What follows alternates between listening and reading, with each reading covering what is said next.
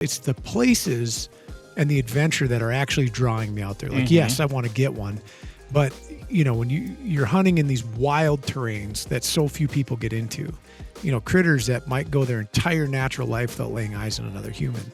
Like, there's something magnetizing about that.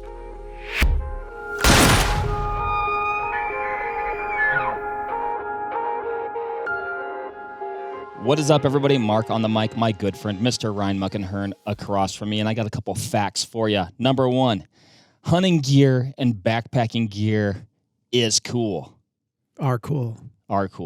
Number two, adventure is cool as well. And Ryan, we are bringing these two things together because it's about connection.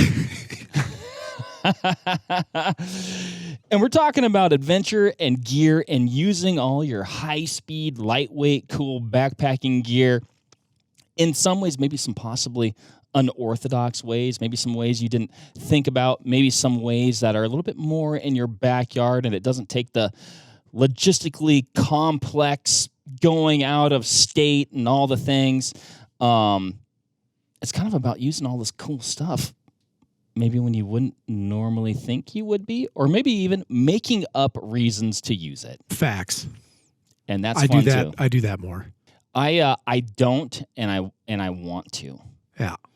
Because I use that type of stuff on 1 to 2 hunts a year. Sure. Max. And I feel like I can twist maybe even hunts that are more of the traditional into a way where, in some ways I'm making it harder than it needs to be. Sure. But also more fun at the same time, possibly.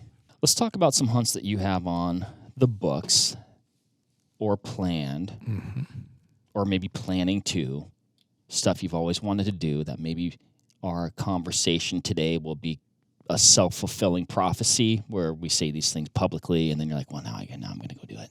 Yeah. Well, so I'm committed to phase 1 of the 3-phase project that you're referring to. Okay. So the PTO is in. I actually have people that I need to meet with in states far away. And it's on the schedule. Okay. So there's no backing out now. And what Mark is talking about is I like to hunt upland game, very specifically grouse. I don't hunt pheasants, but I do like chasing grouse, rough grouse and spruce grouse. Spruce grouse in Minnesota. We can't hunt them here in Wisconsin, protected species. And so a couple of years ago, this is almost like 4 years ago, I set out, I really wanted a trophy spruce grouse. I wanted it for 2 reasons. One, they're one of the most beautiful creatures to have ever walked the forest. They're neat looking. They're unreal. And where I hunt typically rough grouse, you don't see a lot of them. And I also wanted to eat one because everybody talks about how bad they are. And I remember, and I think some of this is the power of suggestion when you're a young, impressionable mind. We used to have a grouse camp every year. It was over what was called MEA weekend, Minnesota Educators Association weekend in Minnesota, in which we had a 2-day week, school week. So we were Monday, Tuesday, and then we got Wednesday, Thursday, Friday off. And then we would go to northwestern Minnesota, northwestern. My father, my uncle, my cousins, my brother when he got old enough, and then my father and uncle's hunting partner, and then his sons. And we would chase rough grouse. And I fell in love with them, right? And there was spruce grouse up there, although I saw exactly one. It was a hen. And they cooked it, and they said it's going to ruin the whole thing. And the 7-year-old mind told me that the whole pot of grouse was ruined, which I don't know if it was or not. I can't remember that far back. Fast forward couple years, many years, actually like 25 years, I get into a spruce grouse. And the first one that I killed, I completely decapitated, which was unfortunate because it's not going to mount well. And so I get it back to the truck and cleaned it up and put it in its own bag. They have an odor to them. They have a distinct smell. And what would you say it's akin to? It is very piney. Sprucey, Yeah, if you will. very much so. It's a strong smell, and not. Is it when you're? I've not shot a spruce grouse. Yeah. Is it when you're cleaning the bird? In the hand. In the hand. Yes. So like the moment I picked him up, I could smell him. Can I ask this question? Yeah, please. Do you think part of that is just where he's living and he has sap on his feathers? No, because that smell then intensified when I opened him up. The closer you get to the core. Yeah, and even at that, like, so I scun him whole bird. So he was gutted and then scun. So I have this entire spruce grouse, and cleaned him off there on the trail with water, or at the truck, and I put him in his own bag, separate from the other ruffed grouse that I had killed on this trip, and put him in my cooler, closed it up, and continued on. And then got back to, I think it was camping. I was in one of my high-speed, low-drag tents with a titanium wood stove in it. Naturally. Yeah. And the next day, like, I go to check ice, and you open it up, and that smell comes out. Like, he permeated the bag. And I thought for sure, like, oh, boy, am I in for a culinary disaster. Right. Yeah. I want to back up a second. Yeah. You know, you and I talk about grouse. We've done it on a podcast before. Yeah. And you like to sometimes shame me, you know, if I was to pursue grouse with even a 12 gauge. Oh, but absolutely. Then I'd say, it's going to be my, camo synthetic 12 gauge. And this beautiful specimen that you were able to collect, what firearm did you get it with? The first one? No, the second one. The second one was a shotgun. Oh, I thought we were talking about the one that you were going to mount here. The one I'm mounting, I shot with a Ruger Mark IV that I specifically put together for shooting grouse. So this is a 22 pistol. It wears a Mac Brothers suppressor on it. It has a Defender CCW on a Lobos Industries mount. And I've got a very specific holster for it that I wear cross-draw so that I don't contact my buttstock on my gun.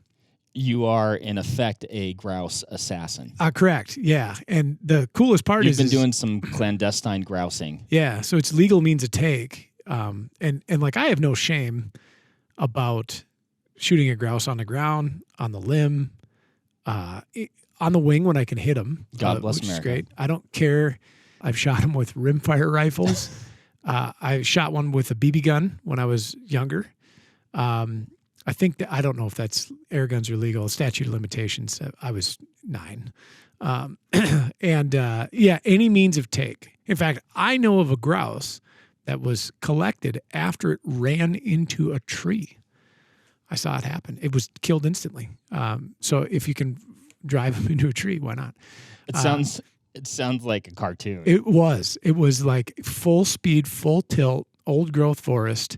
I'm not sure what the species of the tree was up there. I'm going to guess it was probably a maple. And that bird just went whack and then hit the ground.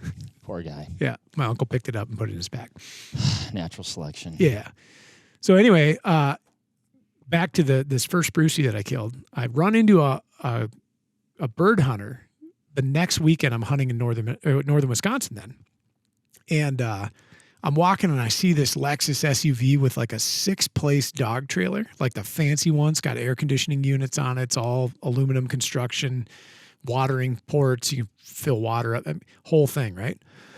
And there's dogs in the trailer, like resting up.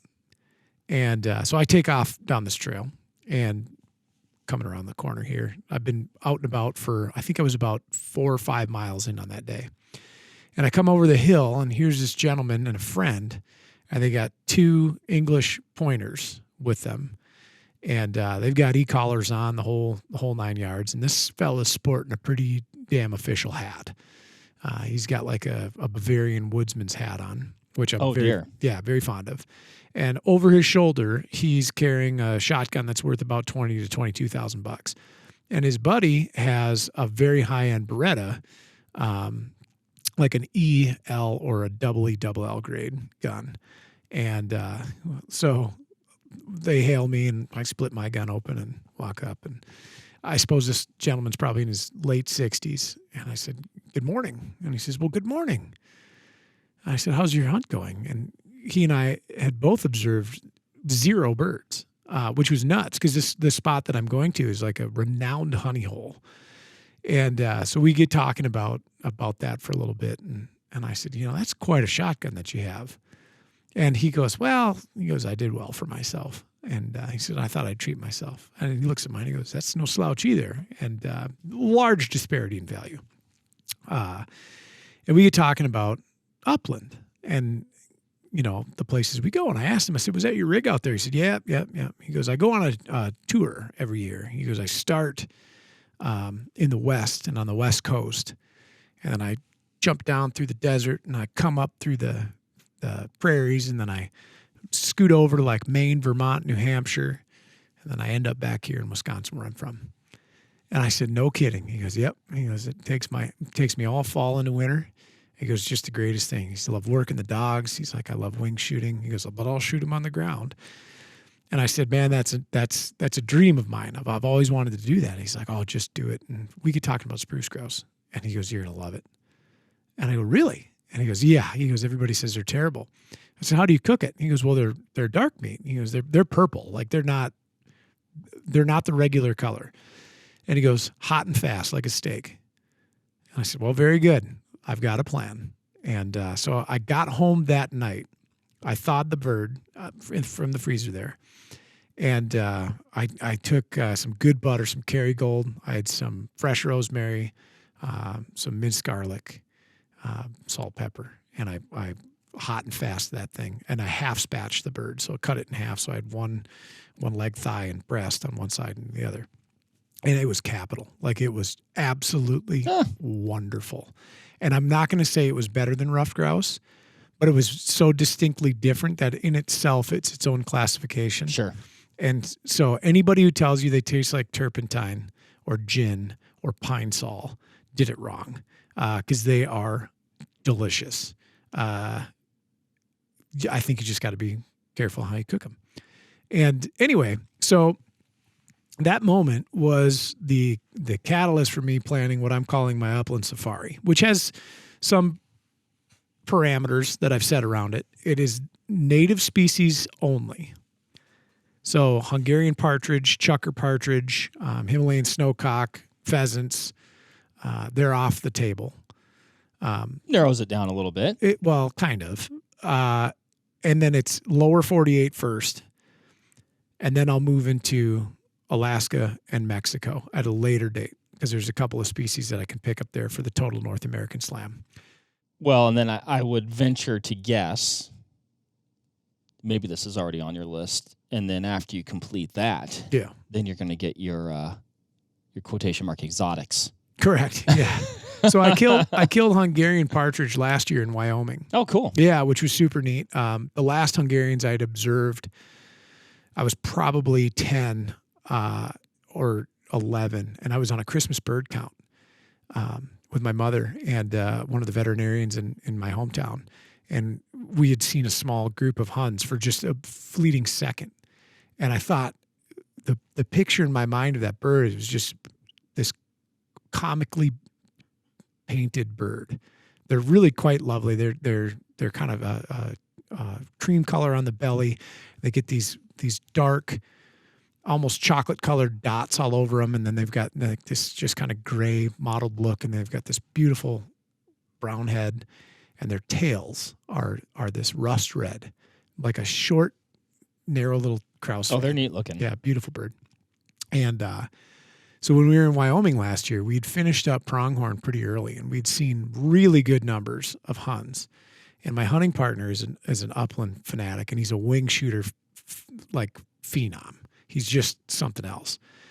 And so we had discussed bringing shotguns on the trip, not specifically for huns, but for pigeons, because this property that we hunt has some huge cliffs, and these pigeons work these cliffs all day long. We thought it would just be capital wing shooting, and then we'd eat pigeon. And so we segued and we shifted gears into hunts, and we pushed the same group of probably 50 to 70 birds for about 5 hours. Wow. And we just had it was the most awesome time. And we were laughing, we were missing. We ended up connecting with a bunch of birds. And then I went back to camp and I cooked them up for my hunting partner and one of my other hunting partners. We just had this great meal. We caught some trout. It reminded me of like, and I think kind of why this conversation is happening is like adventure doesn't necessarily need to have a very expensive big game tag hung on it. No. Like you can still go to wild places and do really fun things, and they can be exhausting in a good way, and they can be extremely rewarding in a good way, and they don't necessarily need to involve huge cost incursions, and they don't need to involve very laborious and painful packouts. They can actually just be pleasurable and exciting. Right. And my hunting partner had said something to me that really stuck. And he's like, chasing like trophy mule deer and pronghorn and elk is awesome. You know, there are a few things, like I wake up in the morning, truthfully, thinking about mule deer and like how to hunt them harder and places to hunt them and you know, the 200 inchers and all these things, right?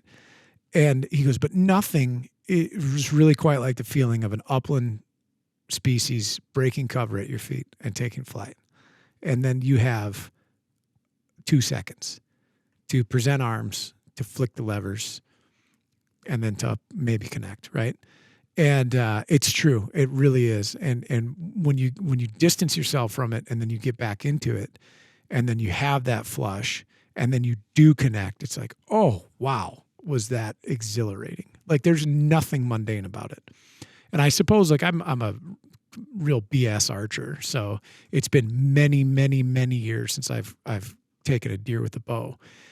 But I remember the feeling and like how crazy that was. And that's like every time I flush a grouse.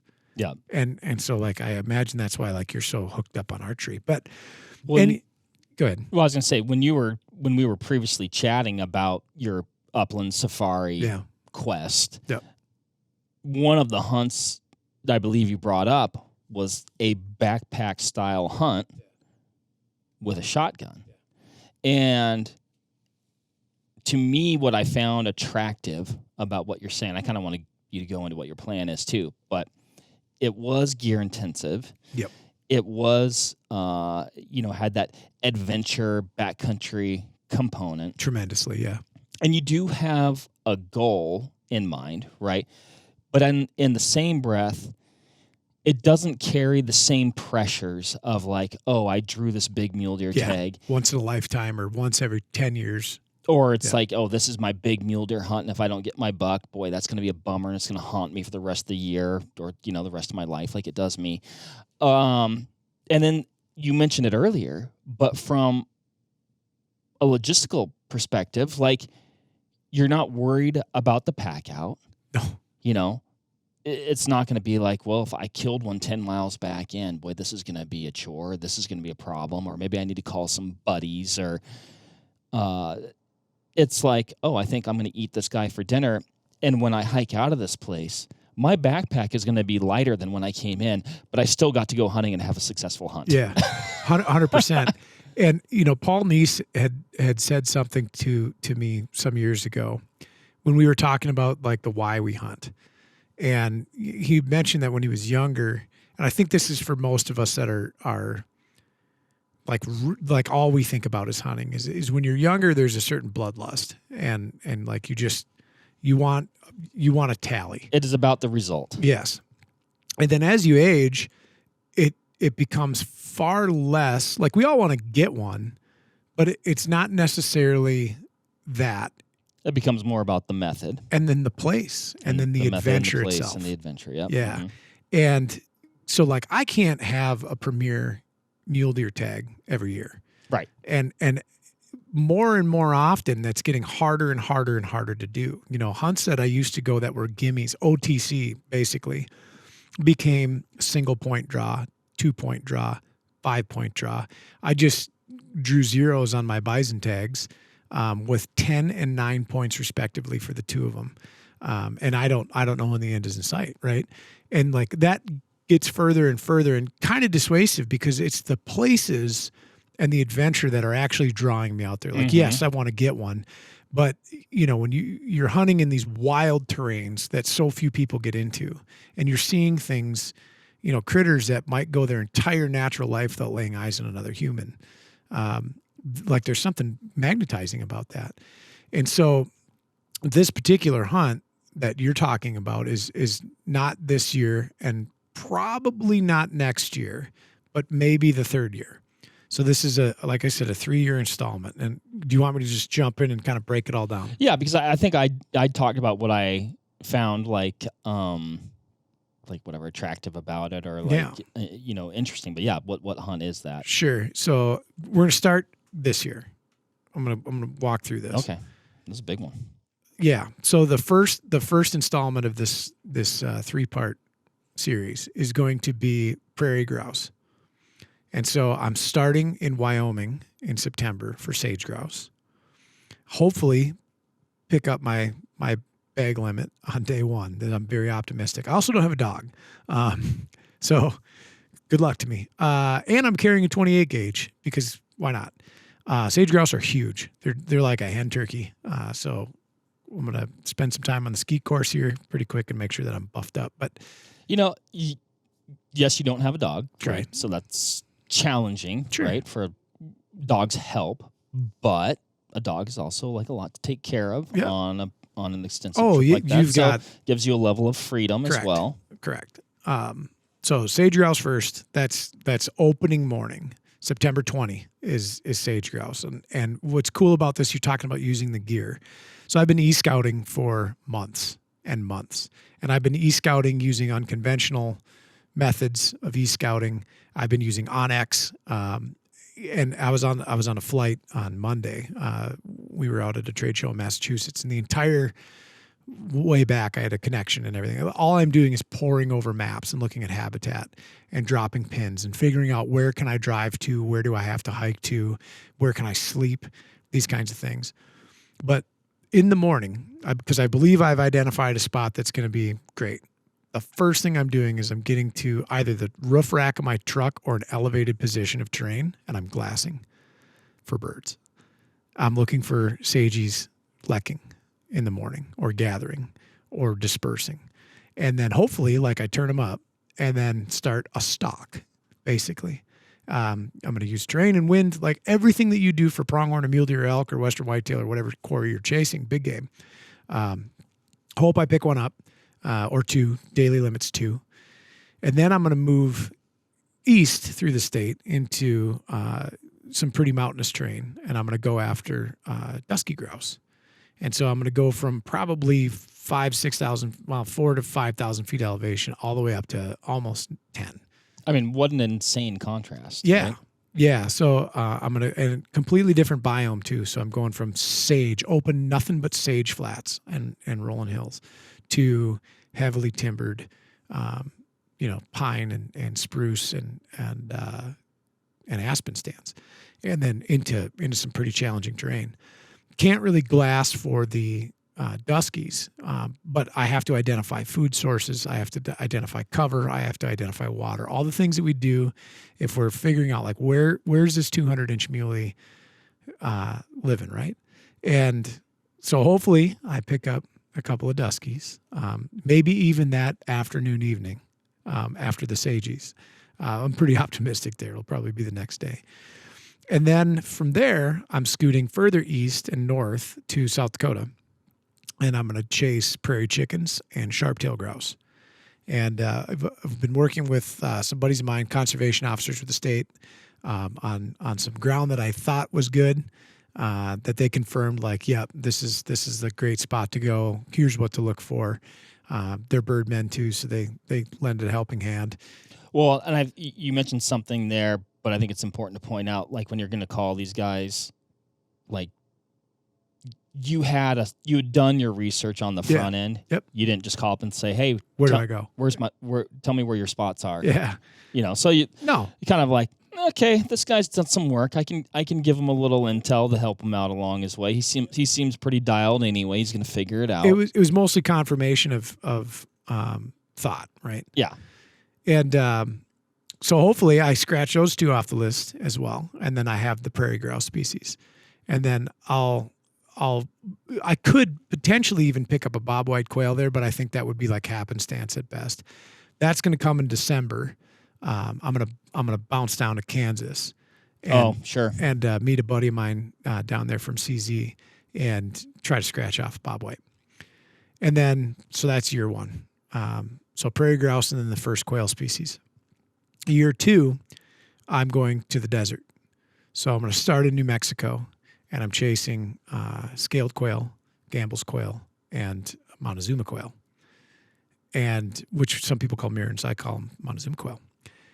So I've seen Gambel's and I've seen scaled. I've never seen a Montezuma, and when you look at them, they look like a bobwhite, but they've got a completely different headdress on, and it looks like something that Montezuma would wear, and it's this really cool. Oh, I think I've seen those. Yeah, really cool pictures of them. And this is some of the harshest terrain that New Mexico has to offer, and I'm so jazzed for that. Like, this is stuff where if you're hunting desert bighorn or big desert muleys, like, this is where you find them in just this craggy, sharp, everything's pokey, wind whipped, ancient landscape. And it's funny. A really good friend of mine does a fair amount of hunting in this area, local guy here.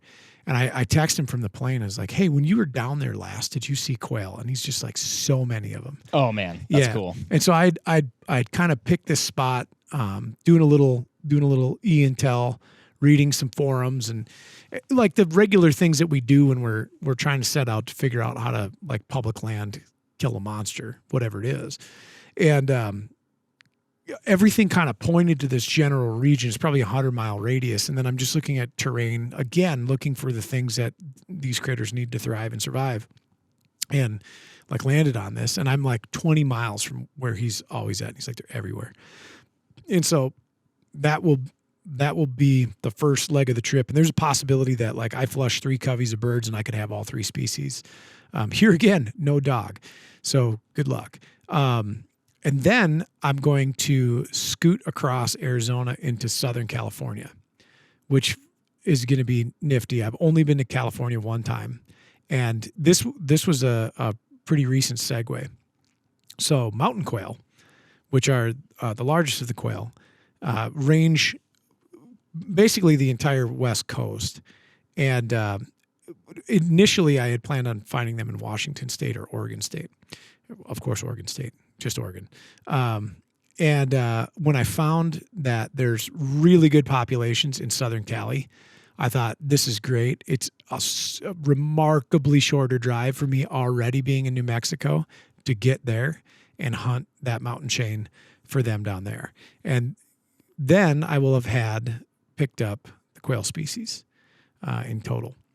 Year 3 is the doozy. So hardest species to find at the highest altitude, and then furthest species to hunt. And that is white-tailed ptarmigan and then sooty grouse, which is, they split. They were blue grouse. They were just blue grouse, and then they taxonomically split them. We have duskies. They inhabit the Rockies, and then sooties, West Coast, all the way up into Alaska. And white-tailed ptarmigan it's a really cool species. Colorado and Utah are the strongholds, and you're hunting them at 12,000 feet plus. And so I have some intel from Colorado, and actually somebody here went out and tried to do it, and the trailhead that they got to was inundated with Priuses and Subarus and a bunch of people in activewear, and so he wasn't going to go out there with his dog and his shotgun for fear of starting some sort of social revolution. So he backed out. He never pursued him, but he got to the spot, and he and I had been discussing that species for like probably 2 years, and then he went and attempted. So either way I go, like if I go to Colorado, I'm 12 to 14,000 feet. If I go to Utah, I'm 12 to 13.5. That is up there. And so again, here doing some internet research and finding where these birds are inhabiting, it's a roadless, no motorized access thing. And like I'm on Onyx and I'm drawing the line or the line distance thing. It's like 14 miles from the trailhead. And so I reached out to our good buddy Paulie Kendall and I said, "Hey, you ever seen one of these birds?" And he's like, "I think so." And he's like, "I think this is where it is." And I go, "Have you ever been to this place?" He's like, "Oh yeah, I was just up there." He's like, "Yeah, you need horses or llamas." He's like, "If you do it on foot, it's a day in." And there's all these mountain lakes that are up there, like these little nameless lakes. You have to pack a fishing rod. 100%. And I have recently. Are they so high? I mean, are they even? Do they have fish in them? They do. They yeah, do? Okay. absolutely. And so I've just gotten my first fly rod just actually a couple of weeks ago, and I've been casting with that thing obsessively. I was so happy when you called me and told me what you'd done. Yeah, and so that'll be coming with me. My ultralight tent's obviously coming with me. 14-mile packing is not something you do in a day. Like you don't go in and back, right? And like all the high-speed, low-drag kit is going in. Everything that I would bring in on a multi-day, like mountain deer hunt. Only I'm chasing birds. And this one, I'm not going to say I'm nervous. I'm not setting my expectations exceedingly high. I'm going to glass my butt off. Like binos on a tripod, the whole thing. And I'm going to try to find these birds, and they are small. They are tiny. And I'm going to try to find them, and they're impossibly camouflaged. They look like rocks. Right. Yeah. And so like you can go online and you can look up white-tailed ptarmigan, and that's spelled with a P, by the way. You can look at pictures of them, groups of them amongst rocks. They're identical, and they're known for not flushing. So they hold really tight until you walk by them, and then they bail. And when they bail, it's like the next mountain ridge. Or if you're lucky, maybe they set down under some cover and you can maybe pick them up again. So my plan is basically like find a camp next to the habitat, maybe find some scat, feathers, something, and then set up and glass just like I would if I was glassing out, a drainage or something, looking for a muley bedded up underneath a juniper tree. You might need to bring some 18s. So I plan on bringing my regular setup and then a spotter. Okay. If not, I'll bring 12s. 18s are big. They're huge. I mean, they're big. They're honkers. I mean, So they are, but it'll either be 832s on a like a Crossfire 12 to 36 or a Razor 13 to 39, or it'll be 12s. And then find them. Then sooty grouse, which would be in like Washington or Oregon, that'll be that's a long ways to go. Like I've got an elk tag in Idaho this year, and it's going to be 26 hours to drive there, and it's like another 10 to get to sooty grouse habitat. And these are biomes I've never been in, which is so like that's the exciting part. Like I've heard you talk about Washington, where you've hunted blacktail many times and bears, and country that I can only like stitch together from movies and books, and then your description of it, and then I'm going to go chase birds in there. And it's going to be epic. Well, I mean, what you've described here, a couple different types of adventure, right? But one thing they all have in common is essentially a low barrier of entry, not necessarily of effort, but you get to go to all these places that I imagine like you might be hunting quail in a really tough to draw mule deer unit. Yeah. That you may never get to because you never draw that mule deer tag.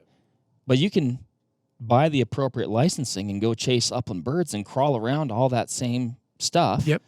No preference points, no application periods, no huge cost incursion from the license. I think the most expensive one is still under $75 for the tag. So my cost incurred is my travel. Well, and it's a little bit free in that, and this would be something that I've never done anything even similar to this, right? But you don't necessarily have to be as stealthy as you are putting in like your final stalk on a mule deer or you know, I mean, I don't know, like it's just kind of adventuring around. Yeah. Like checking stuff out. I'm going to go up here, and you're not necessarily worried about like, oh, did I get skylined over here? No. You know, it's a little bit different in that regard. And when you talk about the ptarmigan hunt, again, that's all your high speed, lightweight backpacking gear. You're definitely going super far in. In fact, that could be a 2-day. You know, that might be a go in, okay, spend the night, chill out, hang out. Cool. That's fun. Heck, maybe you could do it by a lake, catch a few trout for dinner. You don't know. And then, boom, you go the rest of the way, get in ptarmigan country, but you don't have that, what if I get one, looming over your head for the trip out. How do I pack it out?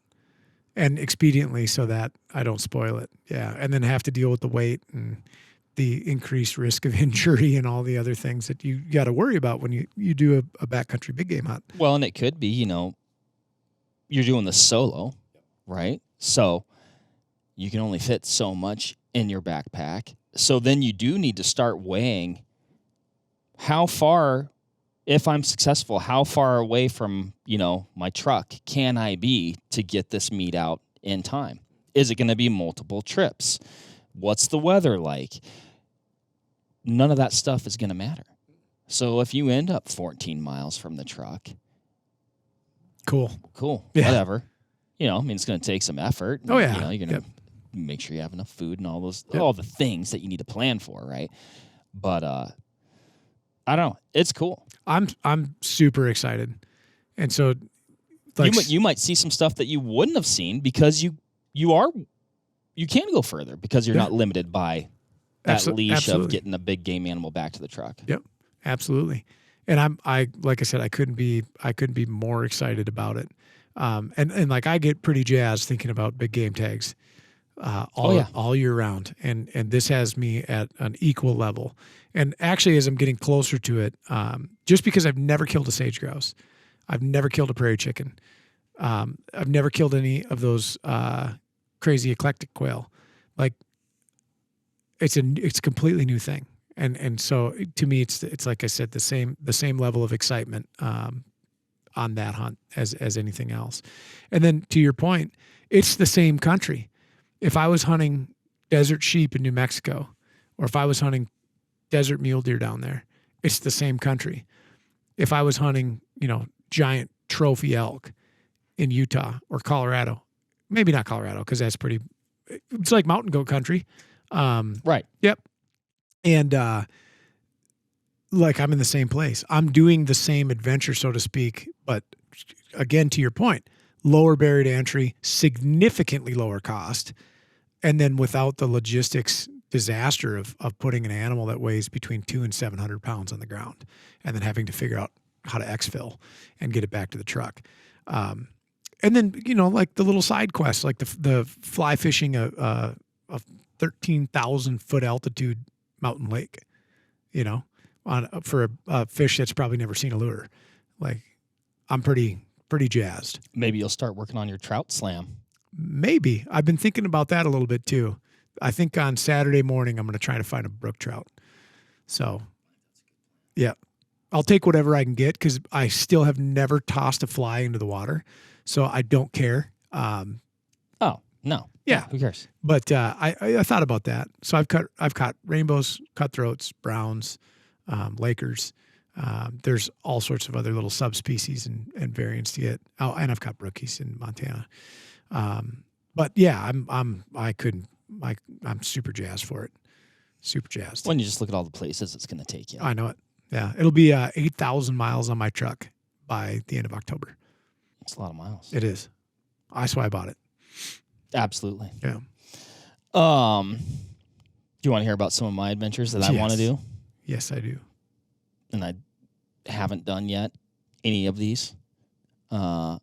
First one is a water-based float trip to access what I think would be some really good grouse and probably not as good, but also potential for deer. Sure.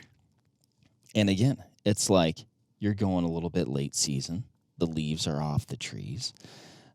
you're using a raft or a canoe. I think actually a canoe might be the best vessel, which I also somewhat don't like because I don't love canoes. I find them to be tippy. That's common. Particularly in moving water with rocks and rapids and things to navigate in that regard. This river that I'm thinking of is like, it's not crazy, but I do think there is some class 2 stuff. I think that's what I remember reading. Anyway, but yeah, late season, all your backpack gear, dry bags holding your stuff. You're adventuring down this river, multiple days of camping, seeing country and walking through country that you've never seen before. That can only be accessed conveniently by a watercraft. Realistically, that where I'm thinking about going. I mean, that's it, right?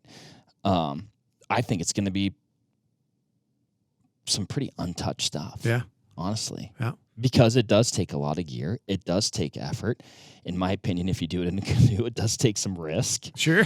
But yeah, it's like I've got an Argali hot tent titanium stove that for most of the time I'm like, I'm thinking like, yeah, I'll use that on some, whatever late season mule deer hunt or something up, and I'm like, or I could go upland bird and deer hunting in November, a few hours from my house, I was trying to talk you into it the other day, grab you, and just go do it. And you're using all the gear and doing all the things. And like you said, you could plan just an upland hunt and be like, we're just going to upland hunt, or you could do it during, a rifle deer season, or maybe if you drew a doe tag, do it during one of those. But I don't know. I think it sounds really cool. Absolutely does. And from a travel perspective, logistically, yep. No, 2 days, 3 days. Yeah. And no plane ride. No. Throw your gear in the truck. The other nice thing, too, is you're not super limited by... You do the canoe, you're going to be weight conscious. You do it in a raft, you got a little leeway there for a few more comforts of home, but right? Here again, though, you don't... I mean, aside from killing a whitetail or two, you're not incurring a huge weight penalty, right? Because you don't have to bring a 145 quart cooler. You don't have to. I mean, the tent. What does the tent weigh? 3 pounds. The Mac. Yeah. Your sleep system, another 5. A shotgun, a case, box of shells, maybe a rifle. Oh, I think you could. If you were packing light, and let's say you were just going to do one, you're just bringing one firearm. I think you're doing it 50 pounds of gear. Certainly, or less. Yeah. Certainly. Are you thinking about bringing slugs for the deer? No. Oh. I'm saying if you just did did the upland part. Okay. Or if you just did the deer thing. You could bring slugs. You could, right? I've done that. And that would be also, again, it becomes about the adventure and the place and the method. Because in this area, is it the best place to hunt deer? No, it's not. You would want, if you're planning on that trip, you'd want to plan ahead. You'd really want to try and draw a doe tag to up your odds, because I think just seeing a deer would probably be a win. A win, right? But man, if you came back down with a doe, and then if you're out there for a few days and the weather that time of year is going to be fine. Oh, heaven forbid you're eating on a deer and a grouse for the next 3 days. Yeah. And even if it was just the upland part, like, I think a lot of folks might throw their hands up and be like, oh, that worked for a bird. That's not the point. That's not the point. The point is like going down the river, finding the spot, making the camp, doing the thing, and then going down the river to the pickup point. Like everything that would be the float-based Western hunt or Alaskan hunt or Canadian hunt, right? It's all the same stuff. I mean, you extrapolate that out to like a moose hunt in Alaska. Like, what are you talking about when you get back from that hunt? Yeah, you're talking about hopefully you killed a big bull moose, right? But you're talking about, day one we floated from here to here and this happened and we saw this and we did this and the canoe almost flipped or it did flip and then our gear went everywhere and we were able to pick it up because there was a beaver dam, whatever, right? I'm making this up as I go along. That's what you're... Yeah. That's a lot of what you're talking about. That's a lot of what you find memorable. On this trip, you should bring your synthetic stock 12-gauge shotgun. Yes. Yeah. Because I'm not bringing the A500 because on this I'll bring one. my synthetic stock 20-gauge shotgun. Yeah. Correct. Because if it goes in the drink, I'll be like, whoops, well, you're okay. And then I was talking about, eating deer out in the field. I do have this other kind of harebrained thought in my mind about doing a hot tent-based late season doe hunt, again, here locally, on private land, right? So try and find like a pretty big private landowner that's going to let you stay on their place, just because we have some, dispersed camping laws here that, from what I look into, yes, they're odd, and they're somewhat, I don't know. I think there are, I need to look into it, because I think there are actually some options where you can do that. But this one, it doesn't really matter. Like, you camp out there. It's probably going to be a lot of snow on the ground. You're out there, you're cutting wood, you're burning wood. The days are short. Might hunt, mornings or midday some, but it's probably going to be a little bit of an evening play, unless you're still hunting around. And really, do you really care if you blow the place up that much? No, because it's just a doe hunt. Yep. And if you get one, which I think, in kind of southern Wisconsin, Very high probability. very high probability, it doesn't mean you go home. It means you hang her up by the tree and you winter camp for a couple days and eat deer meat. Yep. Alone with your thoughts. Yeah, absolutely. And it's the same thing as anywhere else. Just kind of going out and living in the woods for a few days. And again, you're using your hot tent. You're using your backpacking gear. Maybe you're melting snow if you run out of water. I don't know. To me, you're just doing a bunch of cool, fun stuff. Yeah, and why there would be any trepidation to do it that way, like, all that effort for a doe? Well, all that effort for a pronghorn, all that effort for a mule deer, all that effort for an elk, like, you get to use the stuff. You get to enjoy the thing. And that's the important part. Well, and some of this too, and I'm including myself in this, I don't get a ton of reps in with some of this equipment that I have. Yeah. And so you're getting out there, you're using it in the field condition, you're learning it. You might learn something about it. Oh, I set it up this way. And actually, if I was to set it up this, I'd do it that time. Oh, yeah. Or a different way. Or, oh, man, I went out on this winter hunt, and gosh, my stakes worked great when I was doing early season hunts, but I think I need a little something different now. Or maybe you have to improvise something in the field because of that. Again, I'm making these things up as I go along, but I think there is a strong... what is this word I'm looking for? Are you looking for the word correlation? Not correlation, but like a strong play towards, and that's not even the word I'm looking for, but to using your gear. Oh, yeah. And look, so to that point, like you're talking about tents. So I started into floorless tents. I have a tent problem. I have a lot of tents. Oh, can I raise my hand here Please, again? Mark, yes. Another thing, if you have some of this stuff or want some of this gear, it's a pretty, like, let's say you do this, like, pretty local. You're not miles back in sort of thing. You've got all your gear. You're using it. It's low risk. Yes. Right? Correct.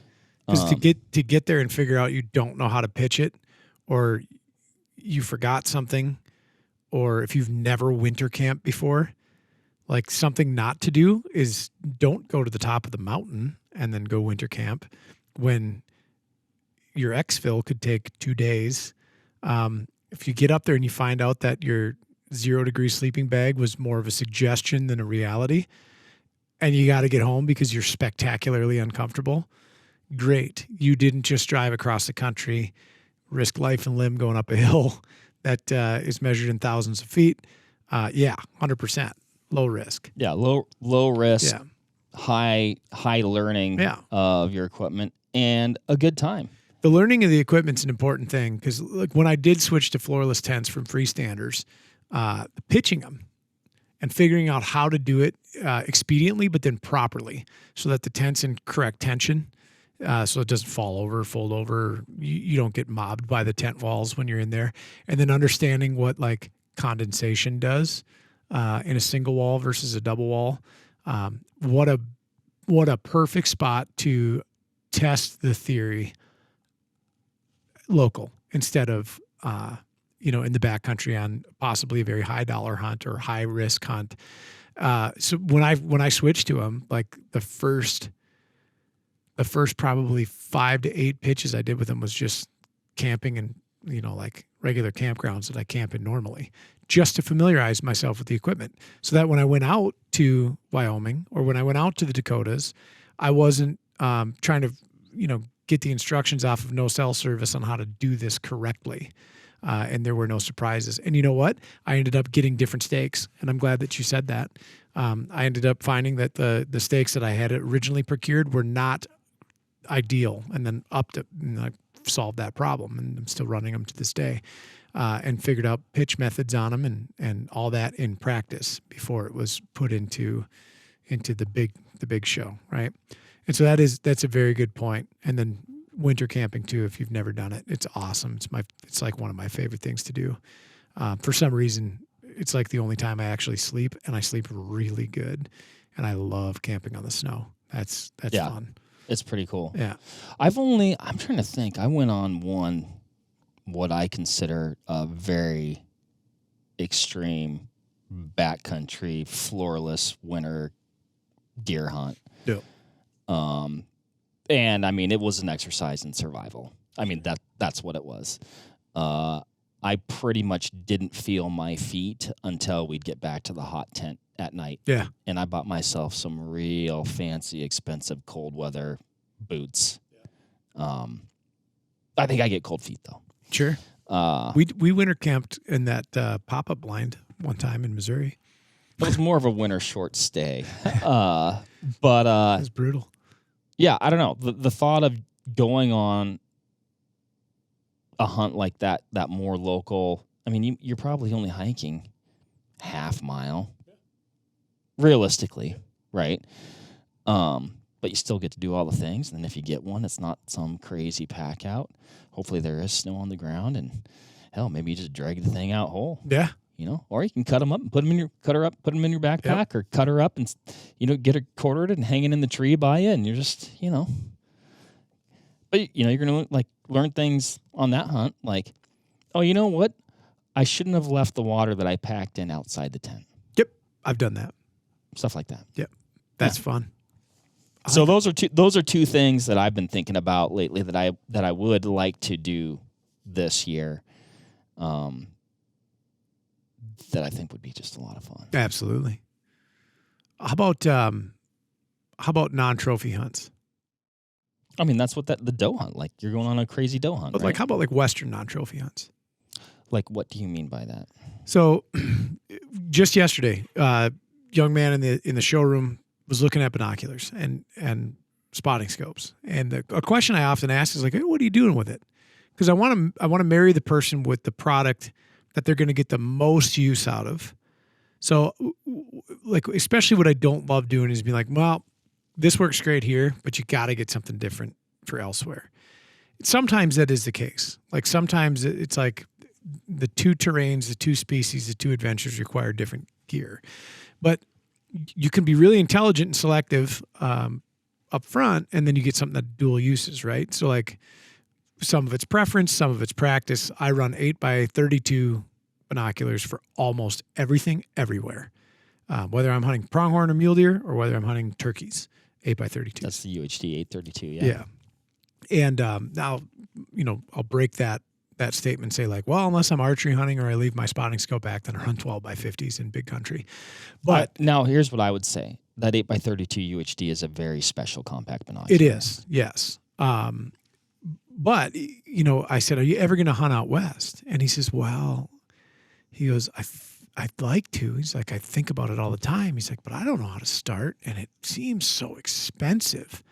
And I don't know how the tags work, and I get all of that. Like, I've been doing it for a long time, but you and I were having this conversation the other day looking at tags and deciphering and translating each individual state's game and fish department and unit management and season dates and definitions, all this. It said there's concerted effort in there. even being familiar with it, oftentimes I'm left with question marks I need to clarify. Absolutely. Yes. And, you know, when I started talking about this, he's like, well, do you do it? I said, yeah, I do it every year. And he goes like, just once? I said, sometimes 3-4 times. It depends on what I draw. And he's like, well, that's the other thing. He's like, I don't want to wait forever to do that.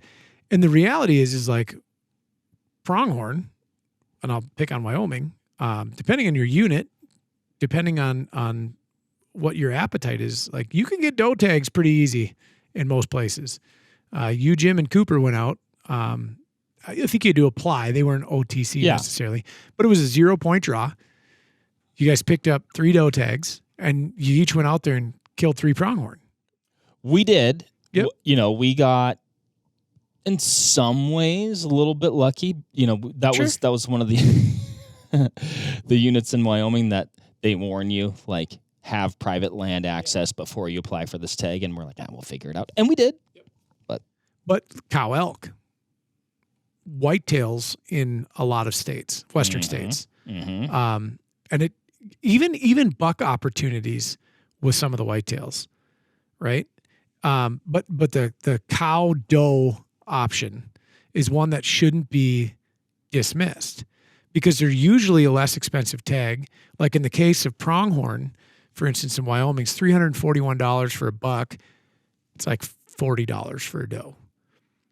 Oh, right. Mm-hmm. Yeah, for deer, same thing. $341 for a buck, $40 for a doe. Right. Cow elk, often there's a significant savings of money there as well.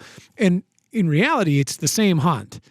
Like, it's the same hunt. It's the same hunt, a little lower cost. Yeah. Likely higher odds of success. And that means that you're coming home with some meat. Delicious meat. Like when I can think of like most of the elk hunts that I've been on, it's like, how's the day? It's like, we saw a couple cows. Okay. Well, what if that was what I was looking for? Yeah. What if my tag was good for that? And I'm talking on hunts where I don't have a cow tag. It's bull only, right? Yep. And so you're getting all the same experience. You're learning the same lessons. You're chasing the same quarry. Maybe it's not bugling at you, or maybe you're not looking for one that's got a rack on it. But like pronghorn, and some people say they're the easiest things to hunt, and sometimes they are. Like I've had first day slam dunks and I'm done. And I've had 5th day, oh my gosh, there's one finally. Mm-hmm. And then it can be what you want to make it too. Absolutely correct. It's still the same species. And like, it's not like I go out there with a doe tag in my pocket. I'm like, well, okay, there's a doe, bang, and I'm done. You're still chasing a critter, whether it's a pronghorn or a mule deer or a whitetail or an elk, that does not want to be pursued by you. And so its evasion techniques and tactics are the same as they would be for a wolf or a mountain lion or a coyote, whatever. And so you get to learn the country, you get to learn the species in the quarry, you get to learn all the other important things, and you're doing it with probably a higher degree of frequency, a higher degree of success, and a lower cost. And so when people ask me, they're like, well, how do you do the West? Or like when I say that, like, don't tell me how to do it. Like, you got to go here and do this and this. But like, how do you afford to do it? Or how do you do it every year or whatever? Sometimes it's those opportunities. Like, if I don't draw the buck tag, my hope is that I get the doe tag that I also applied for, or the cow tag that I also applied for, so that I still get the experience points going into that quest. And then, of course, I like to eat wild game, so you end up with meat. And I often tell people, it's like, it may take time in applications and preference point building or bonus point building, and it could take years to a decade or more to pull that species, or you can get the cow right away. Well, I'm going to say 2 things here. And this applies to really most of the hunts that I go on. I just want to go. Yeah. Right? Most of the hunts I go on are not premier wait a lifetime for this tag. In fact, I've built up points in a few states where actually I have enough points that I could draw some really cool hunts, and then somehow I just keep planning on these points. crummy OTC hunts that I just know I can bank on and that I enjoy. I also like that there's not a ton of pressure on myself when I hunt those units, right? Like if you see a legal animal, Yeah. you might better take it, right? Where you don't, you draw that, I got 20 years into putting in for this, maybe I even consider eating this tag because I don't see, the bull of a lifetime or something like that. And I want to circle back to what you were talking about with antlerless opportunities for deer, elk, antelope. Like you said, lower cost, higher odds of success, likely able to go every year. All that equates to is, number one, a heck of a good time, coming home with some great meat, and getting more A to Z start to finish reps in. Yeah. You could go archery elk hunting every year for 5 years and still not end up having to break down a bull at the end of the day. I know guys that are in that, right? They're planning their 5th or 6th trip. So imagine going on, let's say you go on your annual cow hunt, or maybe you hunt cows 2 or 3 years in a row and you're like, okay, cool, I got this. Now I drew my bull tag.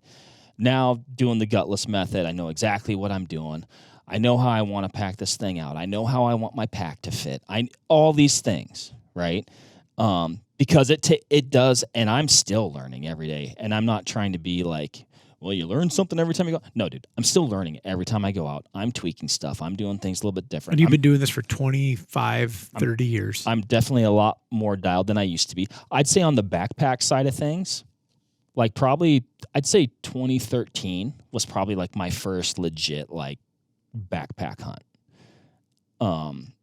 And now it's something that I try to do at least once a year. Oh yeah, absolutely. Now it doesn't fit in my head unless I have the pack on now. It's so much fun. Yeah. Setting it, it's configuring it. It's so like in some ways like gear intensive, complex, but then also the simplicity of surviving out there and just your mere existence depends on just everything that you brought in your backpack. Like there's a simplicity to it as well. And there's a draw to it because of that too. Right. Yeah. I find it over like when you go backpacking for a week and you're hunting and just like, where you're going to find water is one of your biggest decisions. And then you get back and you go into a grocery store, like it's actually like overwhelming. Sure. I'm just like, cereal everywhere. Or even like a lot of the hunts that I've been on, like finding water hasn't been like a super crazy problem, but you got to go get it. You got to hike down to the lake and come back up, and it's a chore. Or you get it at the creek at the bottom. You got to hike it to the top of the hill. Packing water is not my favorite. No, it's very heavy and inconvenient. Do not care for it. In fact, I plan hunts around not packing water. But where I'm going with that, then you get home and you take the tap. Like, and you don't have to sterilize it. Yeah, I definitely appreciate it. It brings me a level of appreciation. That fades over time because then you just get used to just like, oh yeah, I'm going to do this. The water comes out. But anyway, going back to those antlerless opportunities, like you're just getting the reps in. Yeah, 100%. And you get to get one probably. Yeah. Oh, then I'll throw this out there. Potentially 1, 2, or 3. Yeah. Yeah. There's I don't know how they're, we had that big tough winter in 23, right? I think knocked the antelope populations down a little bit. Yep. But I think we had a couple good winters since then. I think the antelope are going to rebound a little bit faster than like deer, So I don't know where that's at right now. But, when we went on that doe antelope hunt, we all had 2 tags in our pocket. We filled 1 each. We didn't fill all our tags. But then you're kind of going on safari. Yeah. Right? Think about that. You're going on a hunt, and your hunt isn't over when you get one. Right. Do it again. Apply the lessons learned from the first one. Right. Yeah, 100%. Yeah. You might have well, I'm not going to do that again from the day before that you can apply to today's or whatever. So, I don't know. I just think there's a lot of really cool opportunities out there. And like I said, gear is really cool. It's fun just to use it and go live out in the woods and do that sort of thing. And like this bird deal, this upland safari, this is filling the gaps and cracks in the seasons that I know I'm not going to pull that tag. Like, I have a really good idea of what next year looks like for me, and it's in November.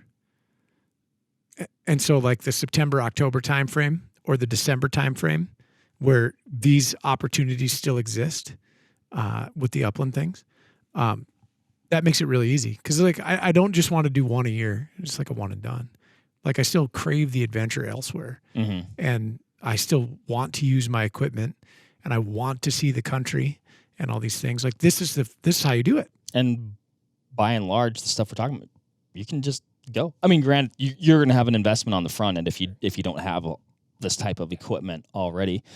But maybe what we're talking about is a reason to get it. Yeah. Because you're not going to just be using it once a year when you draw that special tag. That was about 50% of the fly rod. Is because the places that I know I'm going to go are like, what else am I going to do there? Mm-hmm. You know? And and it's not a ton of weight. No, they're super light. I love it. I like taking it apart and putting it in this little tube. And it's like, look at you. Like, what was I doing with the goofy spin casters before? It comes apart in 5 pieces, and it's neat as hell. I was going to say something about, I don't think I mentioned this, about my hot tent, like southern Wisconsin private land doe hunt. You mentioned that, like, pretty high odds of getting one, right? Yeah.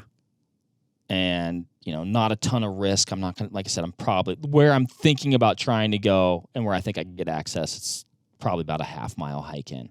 I probably would have to pack water. Sure. But I'm thinking about going in with no food. Bold. And in that regard, actually, I might bring a .22 pistol. Because, rabbits. Squirrels. Oh, sure. Yeah. Yeah. If it comes down to it. But I have high confidence that I could kill a doe the first night. Sure. And then just get her strung up fresh by my backstraps. and just eat deer meat for a couple days. Travis Brand and I did that in Nebraska in a hot tent. It was cold, and we made some fajitas. We had to go to the Safeway grocery store in town, and we picked up some like lasagna pans, like the disposable aluminum ones, and a red and a green pepper and a couple onions and some like a bulb of garlic, and we made whitetail fajitas on the hot stove in the frickin' cold. It was cold. Glorious. Oh yeah. And I think it was at 0, and we ate just like kings and pigs, and my sleeping bag smelled like fajitas for like 2 years. I've really only hot tent camped a couple times. Oh, I love it.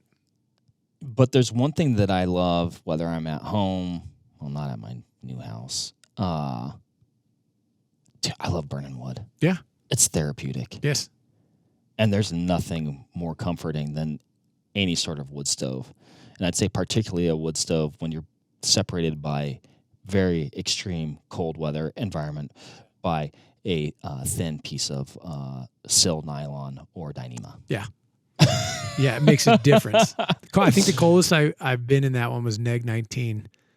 And, I mean, it was chilly.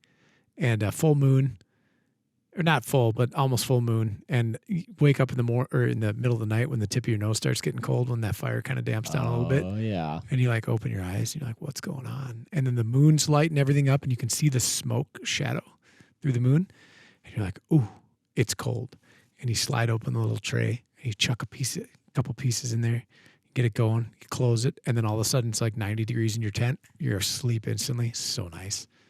It's the best. And there's something so I'm trying to describe. Like, you get a little, at least I get a little, I don't know if giddy is the word to describe it, but giddy. When you're in your hot tent and it is like, I mean, you're on snow in the tent. There's snow outside. The wind is blowing, but you're in your T-shirt now. And you just kind of feel like you're cheating the system. It's the bomb. I love it so much. Yeah. Like I said, I've only done it a couple times. Look at me. I'm beaming. I know. It's the bomb. But cool. Well, there you have it, Ryan. I don't have any more on this other than I need to do it. We're doing the grouse thing. Okay. It's a non-negotiable. We'll start there. Yes. End of October. You're not bow hunting whitetails this year. We've already discussed this. I never agreed to that. You said it. I wouldn't agree to that. Yes, you did. You said I'm not going to bow hunt whitetails this year. I didn't say I'm not going to I didn't say I'm not going to bow hunt whitetails. I flirted, and you always try to make me sound like some big buck killer. I'm not. My goal, which I don't get every year, it's been a couple years, is like a 3-year-old buck. I don't put as much time into it as other guys because I like to do a variety of things. Oh, right? sure. And you have like a job and a family, and There's those things too, which can be limiting. But I was flirting with the idea of like, dude, if I get a nice 2-point that walks by, just like, again, like it's the reps, completing the process, doing the A to Z, getting the buck, sweet, filled my archery buck tag, got some good meat in the freezer, and then leaving more time to, do some of these other things. Yes. But I still am not committed to that idea at all. And I'm not. Are you more committed to that idea or a suppressor? I'm a suppressor. There, you heard it. I can't believe you brought it up. I had to. It's been a while. I told you I'm annoying myself. Any final thoughts? Adventure is where you make it. It's so true. And remove the ego from the process. It's not always about killing a giant bull or a giant buck, although that is sweet. That is sweet to do. But sometimes that opportunity is fleeting. And then ask yourself. Or, I would even go as far going back to, it's not even about, because, I've gone elk hunting a lot of times. I don't even bring a raghorn home, right? Not, in fact, that most of the elk hunts I go on, that's what I'm looking for. Sure. Is a nice 4 or 5 point. Yeah. Man, if I saw one of those and got that, I'd be in hog heaven, right? But you can do some incredible things in some incredible places, and it's not. And like I said, if it's that cow or that doe hunt, you still get the same hunt. The same hunt, and you're not inclined to pass on something that you're going to regret. Like, why did I pass on that deer? You know, Right. deer I've passed on that I like. Oh man, if I go back in time, why did I pass on that buck? Mm-hmm. Giant whitetail, I South Dakota. I don't have that problem a lot, but I was hunting mule deer. I had an any deer tag. Looked at this giant whitetail. that's idiotic. Moron move. You had it. You could have shot either or. Yeah. Yeah, that was a moron It move. was a moron move. I don't know if I. No, That was it's dumb. And then like doe tags that I didn't fill. Like, why didn't I do that? Why didn't I take the opportunity? Hey, I do it every year I here. know, I You get know. a bazillion of the darn things if you want. And I'm always like, the big buck might be coming. That's right. He might be right behind her. Like put that aside and just enjoy the opportunity. That I am going to try and commit a little bit more to is As am I. seizing the opportunity on the antlerless opportunities. As am I. Because we have to too. It's for conservation. Right. Yes. Yep. So cool. All right, everybody. We're going to quit yapping and hopefully get backpacking here at some point in time. I don't know. What do you guys think about this? Have you been taking advantage of these opportunities that we're talking about? Have you thought about adventure in this way? Are you inspired to maybe go, oh gosh, there might be something close to home or something a little bit more attainable that I could do in that regard? I don't know. Let us know. Let us know in the comments below. Hopefully we'll see you out there. We'll catch you on the next one. See ya. Bye, everybody. There you have it, folks. Thank you very much for listening. As usual, give this video a like if you liked it, comment something below, and give us a subscribe to the Vortex Nation podcast channel. It would mean a lot to us. Also, why don't you give us a follow over on Instagram while you're at it, at Vortex Nation Podcast. We'd love to hear from you over there, and we'll keep you updated with all kinds of cool photos and videos from our adventures that we do here. Otherwise, we will see you on the next one. Thank you again. Happy hunting and shooting, everybody. Have a good one.